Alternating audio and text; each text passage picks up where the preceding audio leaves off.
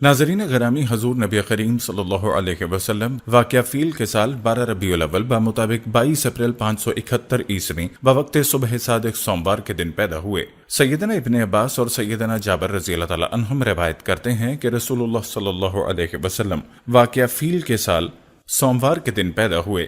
اسی دن آپ صلی اللہ علیہ وسلم معراج سے مشرف ہوئے اور اسی دن آپ صلی اللہ علیہ وسلم نے ہجرت کی اور اسی دن وفات پائی۔ اس حوالے سے ریاضیات اور فلکیات کے مصری ماہر انجینئر محمود پاشا لکھتے ہیں کہ آپ صلی اللہ علیہ وسلم کی ولادت سوموار صبح 9 ربیع الاول بمطابق 20 اپریل 571 عیسوی کو ہوئی، جو واقعہ فیل کے بعد پہلا سال ہوتا ہے۔ ناظرین، حضور نبی کریم صلی اللہ علیہ وسلم شعبہ بنی ہاشم میں واقع ابو طالب کے گھر میں پیدا ہوئے۔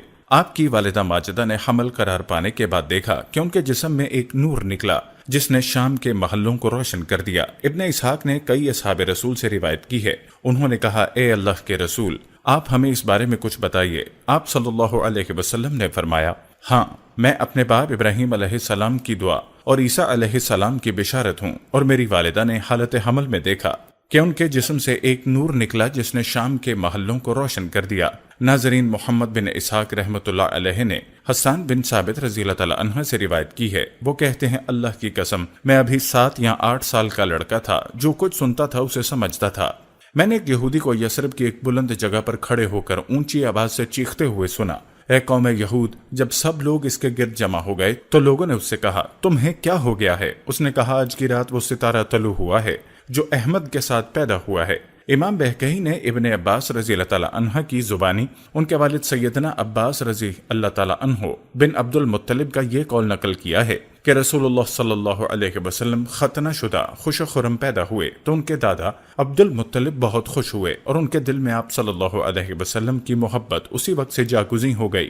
کہا، یقیناً میرا یہ بیٹا بڑی شان والا ہوگا۔ اسے حافظ ابن عساکر اور ابو نعیم اور ان کے علاوہ دیگر محدثین نے بھی روایت کیا اور کہا کہ یہ روایت صحیح ہے۔ ابن اسحاق رحمۃ اللہ علیہ نے روایت کیا ہے، جب نبی کریم صلی اللہ علیہ وسلم پیدا ہوئے تو والدہ ماجدہ نے آپ صلی اللہ علیہ وسلم کے دادا عبد المطلب کو خبر بھیجی کہ آپ کا پوتا پیدا ہوا ہے، آ کر اسے دیکھ لیجئے۔ جب حضرت عبد المطلب آئے تو آپ صلی اللہ علیہ وسلم کی والدہ نے ان کو حالت حمل میں اپنے خواب کی بات سنائی اور وہ بات بھی بتائی جو حاتف غیبی نے ان سے کہی تھی، اور ان کو آپ کا جو نام رکھنے کا حکم دیا تھا۔ چنانچہ لوگوں کا خیال ہے کہ عبد المطلب آپ صلی اللہ علیہ وسلم کو گود میں لے کر خانہ کعبہ میں داخل ہوئے اور کھڑے ہو کر اللہ تعالیٰ سے دعا کرنے لگے اور اس عطیے پر شکر ادا کرنے لگے۔ حافظ ابن کثیر نے اپنی تاریخ میں لکھا ہے کہ عبد المطلب نے آپ صلی اللہ علیہ وسلم کا نام محمد رکھا۔ ناظرین، اب آپ کو بتاتے ہیں کہ حضور نبی کریم صلی اللہ علیہ وسلم کو حضرت آمنہ کے علاوہ دودھ پلانے کی سعادت 3 عورتوں نے حاصل کی۔ ان میں ام ایمن، برقع حبشیہ، صوبیہ لونڈی اور حلیمہ سعدیہ شامل ہیں۔ صحیح مسلم کی ایک طویل حدیث میں ابن شہاب زہری کہتے ہیں کہ اسامہ بن زید رضی اللہ تعالی عنہ کی والدہ ام ایمن حبشیہ حضرت عبداللہ کی خادمہ تھیں۔ رسول اللہ صلی اللہ علیہ وسلم جب اپنے والد کی وفات کے بعد پیدا ہوئے تو ام ایمن ان کی دیکھ بھال کرنے لگیں۔ جب رسول اللہ بڑے ہوئے تو انہیں آزاد کر دیا اور ان کی شادی اپنے آزاد کردہ محبوب غلام زید بن حارثہ سے کر دی۔ یہی ام ایمن آپ صلی اللہ علیہ وسلم کی والدہ کے ساتھ اس وقت تھیں جب وہ آپ صلی اللہ علیہ وسلم کو لے کر یثرب کے سفر پر نکلی تھیں۔ اس وقت آپ کی عمر 6 سال سے کم تھی۔ اس سفر کا مقصد بنی عدی بن نجار میں آپ صلی اللہ علیہ وسلم کو اپنے والد کے ننہالی لوگوں سے ملانا تھا۔ بی بی آمنہ مدینہ سے مکہ واپس لوٹتے ہوئے مقام ابوا پر پہنچی تو ان کی موت کا وقت آ چکا تھا، چنانچہ وہیں ان کا انتقال ہو گیا، تدفین بھی وہیں کی گئی۔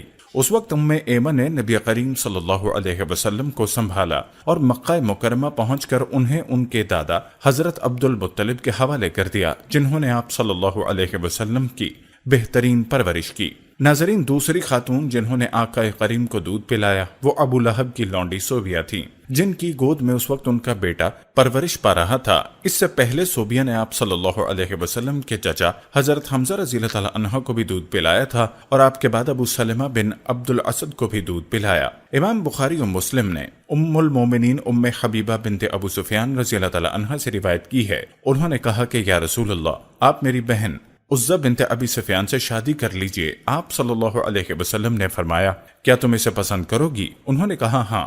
میں آپ صلی اللہ علیہ وسلم کو کوئی تنہا بیوی تو نہیں ہوں، اور میرے ساتھ بھلائی میں شرکت کے لیے میری بہن سے زیادہ کون اچھی ہو سکتی ہے؟ نبی کریم نے فرمایا، لیکن یہ میرے لیے حلال نہیں، کیونکہ دو بہنیں ایک ساتھ ایک عقد میں نہیں رہ سکتی۔ انہوں نے کہا، ہم آج کل یہ سن رہے ہیں کہ آپ درہ بنت ابی سلمہ سے شادی کرنا چاہتے ہیں۔ آپ صلی اللہ علیہ وسلم نے فرمایا، ابو سلمہ کی بیٹی سے؟ تو ام المومنین نے کہا، ہاں۔ اس پر آپ نے فرمایا، اگر وہ میری گود میں میری پروردہ نہ ہوتی تب بھی میرے لیے حلال نہ ہوتی، وہ تو میرے رضائی بھائی کی بیٹی ہے۔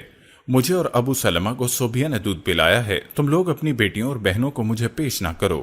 ناظرین، صحیح بخاری کی روایت کے مطابق عروہ رحمۃ اللہ علیہ کہتے ہیں، صوبیہ کو ابو لہب نے آزاد کر دیا تھا۔ اس نے رسول اللہ صلی اللہ علیہ وسلم کو دودھ پلایا تھا۔ جب ابو لہب مرا تو اس کے بعض رشتہ داروں نے اسے خواب میں بری حالت میں دیکھا۔ اس سے پوچھا کہ تمہارا انجام کیسا ہوا؟ ابو لہب نے کہا، تم سے جدا ہونے کے بعد میں نے کوئی اچھائی نہیں دیکھی سوائے اس کے کہ صوبیہ کو میرے آزاد کرنے کے بدلے مجھے یہاں سے پانی پلایا جاتا تھا۔ پھر اس نے انگوٹھے اور اس کے قریب کی انگلی کے درمیان ایک سوراخ کی طرف اشارہ کیا۔ جب سہیلی وغیرہ نے لکھا کہ یہ خواب ابو لہب کی وفات کے 1 سال بعد اس کے بھائی حضرت عباس رضی اللہ تعالی عنہ نے دیکھا تھا، واللہ عالم۔ ناظرین، حضور نبی کریم صلی اللہ علیہ وسلم کو دودھ پلانے والی تیسری خاتون حضرت حلیمہ سعدیہ تھی۔ ان کا قصہ کچھ یوں ہے کہ دودھ پلانے والی عورتیں مکے کے گرد و نواح سے مناسب اوقات میں ایسے دودھ پینے والے بچوں کی تلاش میں مکے آتی تھیں جن کے والدین سے انہیں زیادہ اجرت کی توقع ہوتی۔ کچھ قبائل اور گھرانے دودھ کی کثرت، آب و ہوا کی بہتری اور فصاحت و بلاغت میں مشہور تھے۔ انہی میں سے قبیلہ حوازن میں بنی سعد کے گھرانے کا شمار ہوتا ہے، جو بالخصوص اپنی زبان کی فصاحت میں مشہور تھا۔ حضرت حلیمہ سعدیہ کا تعلق بھی اسی قبیلے سے تھا جنہوں نے حضور نبی کریم صلی اللہ علیہ وسلم کو 2 سال تک دودھ پلایا۔ پھر وہ آپ صلی اللہ علیہ وسلم کو والدہ سے ملوانے کے لیے مکہ آئے، اور بہت زیادہ اصرار پر آپ صلی اللہ علیہ وسلم کو دوبارہ بنو سعد لے جانے کی اجازت مل گئی۔ اما حلیمہ کہتی ہیں کہ دیگر بچوں کے مقابلے میں آپ صلی اللہ علیہ وسلم خاصے مضبوط اور توانا تھے۔ حضور نبی کریم صلی اللہ علیہ وسلم کی پیدائش کے زمانے میں دودھ پلانے والی عورتیں مکے کے گرد و نواح سے مناسب اوقات میں ایسے دودھ پینے والے بچوں کی تلاش میں مکے آتی تھیں جن کے والدین سے انہیں زیادہ اجرت کی توقع ہوتی تھی۔ کچھ قبائل اور گھرانے دودھ کی کثرت، آب و ہوا کی بہتری اور فصاحت و بلاغت میں مشہور تھے۔ انہی میں سے قبیلہ حوازن میں بنی سعد کے گھرانے کا شمار ہوتا تھا، جو بالخصوص اپنی زبان کی فصاحت کے باعث مشہور تھا۔ حضرت حلیمہ سعدیہ دیگر عورتوں کے ساتھ ایک دودھ پینے والے بچے کی تلاش میں آئیں، اور آپ صلی اللہ علیہ وسلم کے یتیم ہونے کے سبب ان کے سوا کسی دوسرے بچے کو تلاش کرنے لگیں، اس لیے کہ دودھ پلانے والی عورتیں بچوں کے والدین سے اچھی اجرت کی امید لے کر آتی تھیں۔ ناظرین، بی بی حلیمہ سعدیہ کہتی ہیں کہ میں ایک سفید مائل بسرخی گدھی پر سوار ہو کر دیگر عورتوں اور اپنے شوہر حارث کے ساتھ نکلی، جو قبیلہ بنی سعد ہی کے ایک فرد تھے۔ میری سواری کے گھٹنے آپس میں ٹکرا کر زخمی ہو گئے تھے۔ میرے ساتھ ایک بوڑھی اونٹنی بھی تھی جو اللہ کی قسم ایک قطرہ بھی دودھ نہیں دیتی تھی اور زمانہ قحط سالی تھی۔ لوگ بھوک پیاس سے پریشان تھے اور میرے ساتھ میرا ایک بیٹا تھا۔ اللہ کی قسم وہ رات بھر نہیں سوتا تھا اور میرے پاس کوئی ایسی چیز نہیں تھی جس سے میں اسے بہلاتی۔ ہم تو صرف بارش کا انتظار کر رہے تھے۔ ہمارے پاس کچھ بکریاں تھیں جن سے ہم دودھ کی امید لگائے ہوئے تھے۔ جب ہم مکہ پہنچے تو ہم میں سے ہر ایک نے رسول اللہ صلی اللہ علیہ وسلم کو دیکھا، لیکن انہیں لینا پسند نہیں کیا۔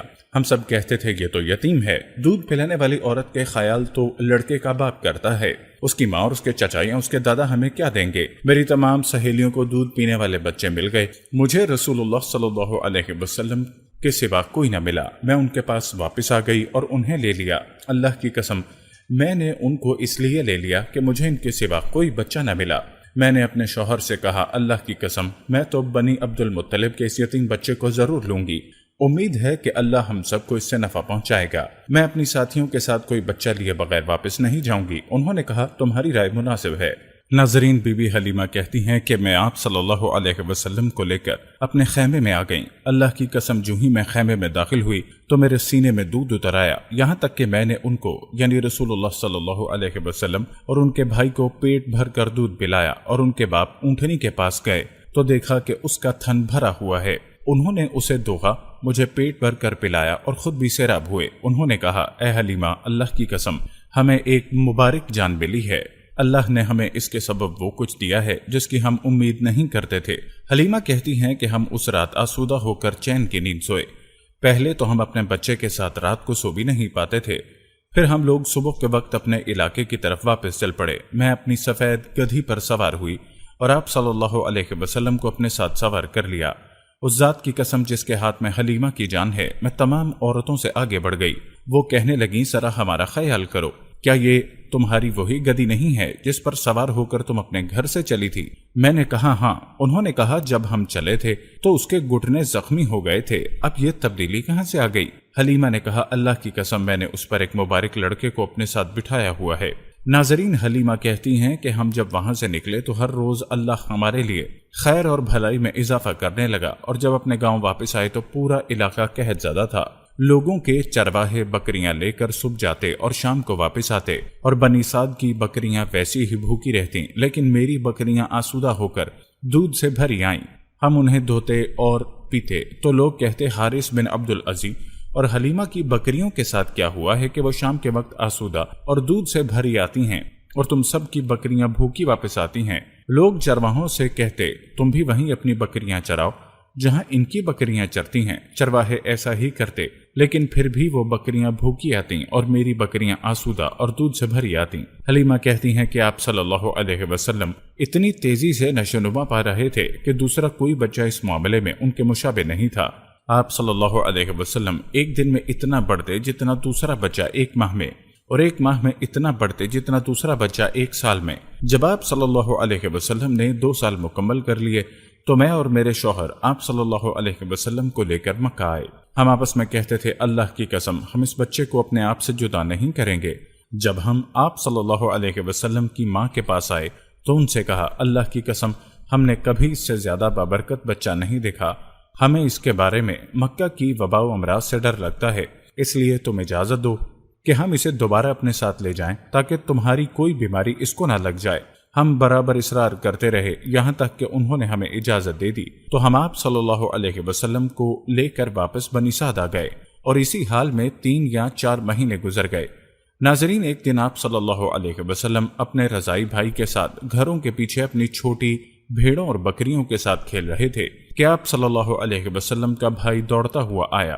اس وقت میں اور میرے شوہر اونٹوں کی دیکھ بھال میں لگے ہوئے تھے اور کہا میرے قریشی بھائی کے پاس 2 آدمی سفید کپڑے پہنے ہوئے آئے، انہیں پکڑ کر زمین پر ڈال دیا اور ان کا پیٹ چاک کر دیا۔ میں اور میرے شوہر دوڑتے ہوئے نکلے تو آپ صلی اللہ علیہ وسلم کو کھڑا ہوا پایا، آپ کے چہرہ مبارک کا رنگ بدلا ہوا تھا۔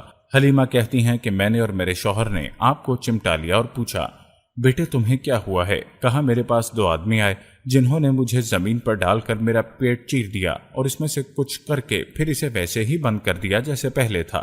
میرے شوہر نے کہا اللہ کی قسم میرا خیال ہے کہ میرے بیٹے کو کچھ ہو گیا ہے، اے حلیمہ تم جلد ہی اس کے گھر والوں کے پاس پہنچ کر کسی اندیش ناک بات کے ظاہر ہونے سے پہلے اسے لوٹا دو۔ حلیمہ کہتی ہیں کہ ہم انہیں لے کر ان کی ماں کے پاس 4 سال پورا ہونے سے پہلے ہی آ گئے۔ اس نے ہمیں دیکھ کر حیرت کا اظہار کیا اور کہا میرے مانگنے سے پہلے ہی تم دونوں اسے لے کر کیوں آ گئے؟ حالانکہ پہلے تو تم اسے اپنے پاس رکھنے کے بہت ہی زیادہ خواہش مند تھے۔ ہم نے کہا کوئی بات نہیں، سوائے اس کے کہ اللہ نے رضاعت کی مدت پوری کر دی اور ہم اس کے حال سے اب خوش ہیں۔ ہم نے یہ بھی کہا اب ہم یہ پسند کرتے ہیں کہ اسے تمہارے پاس رہنے دیں جیسا کہ تم سب کی خواہش تھی۔ ناظرین، راوی کہتے ہیں کہ بی بی آمنہ نے کہا تم دونوں کے دل میں ضرور کوئی بات ہے، مجھے بتاؤ، اور جب تک ہم نے انہیں بتا نہیں دیا انہوں نے ہمیں نہیں چھوڑا۔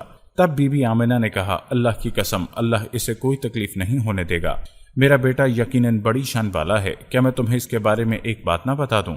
میں جب حمل سے ہوئی تو اللہ کی قسم اس سے زیادہ میرے لیے کوئی چیز ہلکی اور آسان نہیں تھی، اور میں نے اپنے جسم سے ایک نور کو نکلتے دیکھا جس نے بصرہ میں اونٹوں کی گردنوں کو روشن کر دیا، یا کہا بصرہ کے محلوں کو روشن کر دیا۔ پھر بی بی آمنہ نے آپ صلی اللہ علیہ وسلم کو ان سے لے لیا اور وہ دونوں اپنے گاؤں واپس چلے گئے۔ بعثت سے پہلے بھی اللہ کے رسول صلی اللہ علیہ وسلم کی زندگی بڑی متواضع اور سادی تھی۔ انتہائی فاسد ماحول میں پلنے کے باوجود آپ صلی اللہ علیہ وسلم کی جوانی بے داغ تھی۔ جہاں گلی گلی شراب کشید کرنے کی بھٹیاں لگی ہوں، گھر گھر شراب خانے کھلے ہوں۔ اس ماحول میں اس جداگانہ امتیازی فطرت کے حامل فرد فرید نے کبھی شراب کا ایک قطرہ بھی اپنی زبان کے نزدیک نہیں آنے دیا۔ انہوں نے شطرنج کے مہروں کو کبھی ہاتھ نہیں لگایا۔ آپ صلی اللہ علیہ وسلم کے والد حضرت عبداللہ اس دنیا میں درہم و دینار چھوڑ کر رخصت نہیں ہوئے تھے، بلکہ صرف 5 اونٹ، بکریوں کا ایک ریوڑ اور ایک حبشیہ لونڈی وراثت میں چھوڑی تھی، جن کا نام برکت اور کنیت ام ایمن تھی۔ یہی ام ایمن ہے جنہوں نے رسول اللہ صلی اللہ علیہ وسلم کو اپنی گود میں کھلایا تھا۔ آپ کے پاس کپڑوں کے زیادہ جوڑے نہیں تھے، صرف ایک جوڑا تھا جسے دھو کر پہن لیتے۔ اس کے باوجود آپ کا جسم مبارک ریشم و دیباج سے بھی زیادہ نرم و نازک تھا۔ حضرت انس بن مالک کہتے ہیں کہ میں نے اللہ کے رسول صلی اللہ علیہ وسلم سے مصافحے کا شرف حاصل کیا۔ اللہ کی قسم، میں نے اللہ کے رسول کی ہتھیلی کو ریشم و دیباج سے بھی زیادہ نرم پایا۔ آپ کے جسد اطہر سے نکلنے والے پسینے کی تعریف میں حضرت انس رضی اللہ تعالی عنہ فرماتے ہیں، اللہ کی قسم، میں نے اس کی خوشبو کستوری اور عنبر سے بھی زیادہ عمدہ اور بہتر پائی۔ ناظرین، حضور نبی کریم صلی اللہ علیہ وسلم نے اپنی 63 سالہ زندگی میں کبھی جھوٹ نہیں بولا، کبھی فحش گوئی نہیں کی، زبان پر مکمل کنٹرول تھا، لسان مبارک سے کبھی کوئی غلط بات نہیں نکلی۔ نبوت سے پہلے بھی آپ کی اعلیٰ عادات اور خصائل بڑے منفرد اور بے مثل تھے۔ زمانہ جاہلیت کے انتہائی گمراہ کن ماحول میں بھی آپ صلی اللہ علیہ وسلم کی بے مثال پاکیزہ زندگی دیکھ کر یوں محسوس ہوتا تھا جیسے آپ صلی اللہ علیہ وسلم کا وجود اس ظلمت قدے میں 14ویں کے چاند کی طرح جگمگا رہا ہے۔ ناظرین، حضور نبی کریم صلی اللہ علیہ وسلم بچپن کی خصوصیات میں ایک خصوصیت یہ بھی تھی کہ آپ صلی اللہ علیہ وسلم دوسرے بچوں کی طرح حریص اور طامع تھے۔ آپ بچپن ہی سے قناعت پسند تھے۔ دنیا اخلاق میں شرم و حیا بہت قیمتی چیز ہے، اور یہ اس خصلت کا نام ہے جو شرافت و انسانیت کی نظر میں معیوب چیزوں کو روکے۔ سرکار دو عالم صلی اللہ علیہ وسلم بچپن ہی سے شرم و حیا کے پیکر تھے۔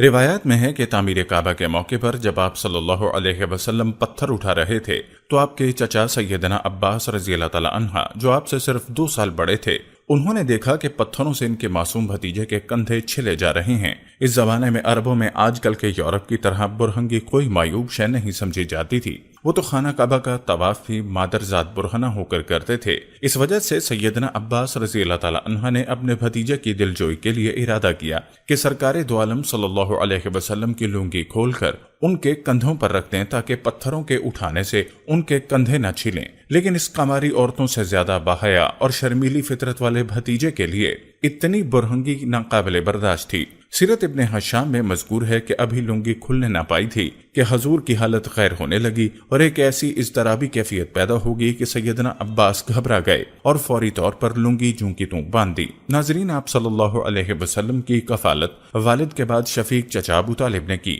وہ بھی مالدار نہ تھے۔ بچپن میں ہر نبی کی طرح حضور نبی کریم نے بھی بکریاں چرائیں۔ نہایت معمولی اجرت کے عوض عقبہ بن ابی معیط کی بکریاں چراتے رہے۔ اہل علم نے بکریاں چرانے کی حکمتیں بیان کی ہیں۔ بکریاں چرانے سے دل میں نرمی، تواضع اور انکسار پیدا ہوتا ہے۔ یہ بہترین اور پاکیزہ کمائی ہے۔ اس میں کسی قسم کا دھوکہ یا فراڈ شامل نہیں، نہ اس میں کوئی سود کی لعنت ہوتی ہے۔ پھر اللہ نے اپنے فضل و کرم سے آپ کو غنی کر دیا، جیسا کہ سورہ دوحہ میں ارشاد ہے، کیا اس نے آپ کو یتیم پا کر ٹھکانہ نہیں دیا، اور آپ کو جویائے راہ پا کر ہدایت نہیں دی، اور آپ کو تنگ دست پا کر تونگر نہیں کر دیا۔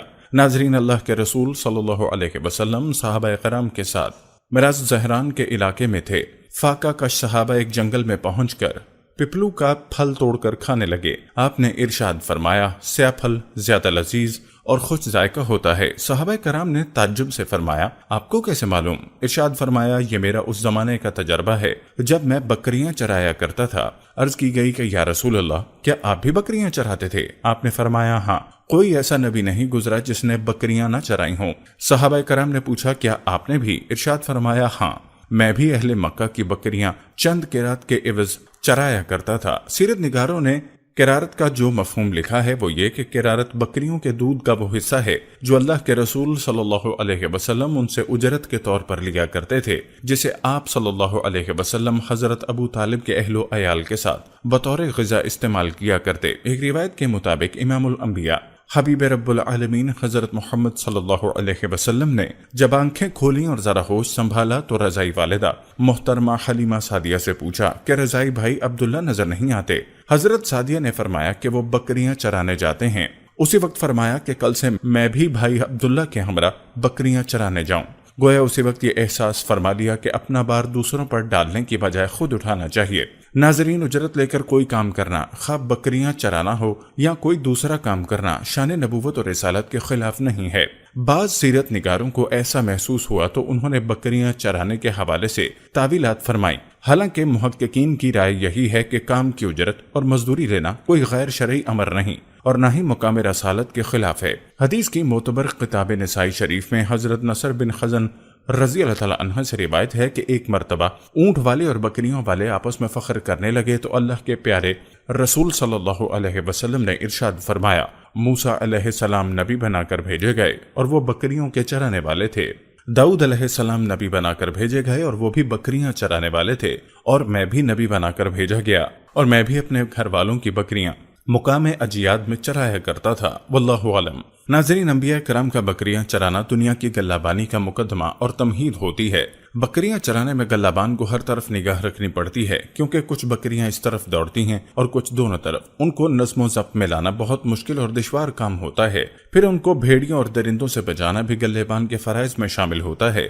علماء کرام کے بکریاں چرانے کی کچھ وجوہات بیان کی ہیں، یعنی اللہ تعالیٰ نے اس مرحلے پر ان کے اندر کچھ اوصاف پیدا کیے جو ایک نبی میں لازماً موجود ہونے چاہیے۔ مثلا نبی نے قوم کی قیادت کرنی ہوتی ہے، لوگ مختلف راستوں پر بھاگ رہے ہوتے ہیں، ان کو کنٹرول کرنا اور ایک سیدھے راستے پر چلانا بہت مشکل کام ہے جو بلا شبہ بغیر ٹریننگ کے سر انجام نہیں دیا جا سکتا۔ اس لیے اللہ تعالیٰ نے نبوت سے قبل اپنے نبیوں کی یہ ٹریننگ اور تربیت بکریاں چروا کر ان کے اندر قیادت اور لیڈ کرنے کی صلاحیت پیدا کی۔ اللہ کے رسول صلی اللہ علیہ وسلم نے بھی بچپن اور جوانی میں بھی بکریاں چرائیں۔ آپ نے کتنا عرصہ بکریاں چرائیں، اس حوالے سے کسی روایت میں کوئی تفصیل نہیں ملتی۔ اللهم صل على محمد عبدك ورسولك وصل على المؤمنين والمؤمنات